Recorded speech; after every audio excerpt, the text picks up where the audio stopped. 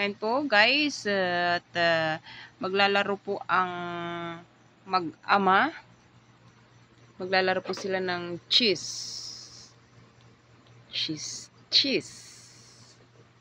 Si Eric at si Papa Rick.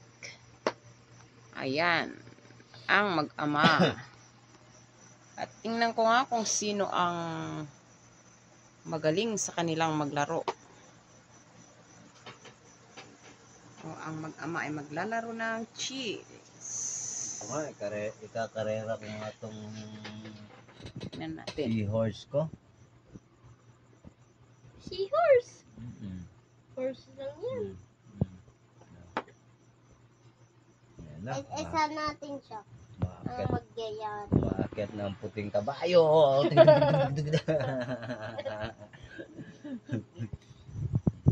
Ang kabalyerong itim, hindi na makatira. Ayan na, ayan na.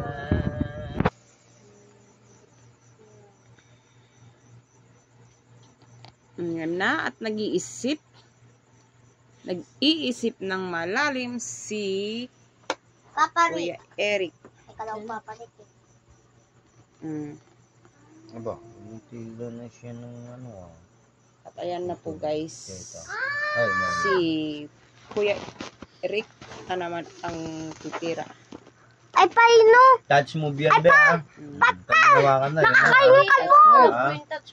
Pag nagalaw, wala na. Nahawakan, move na. Wala nang ano, wala na palit. Oh. Pag nahawakan, move na.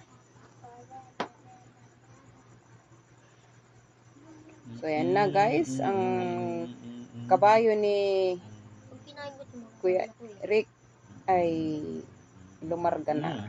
Horse to Gumagana. horse.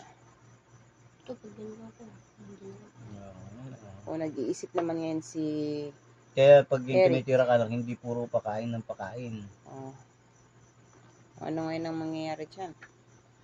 Tinitignan mo Mama, lagi, mama, ingatan mo. Eh, yun na lang. Kasi ang laro natin na hindi pwede gana.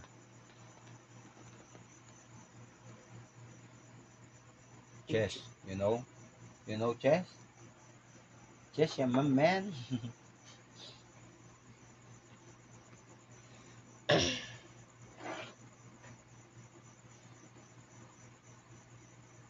Sabi, okay.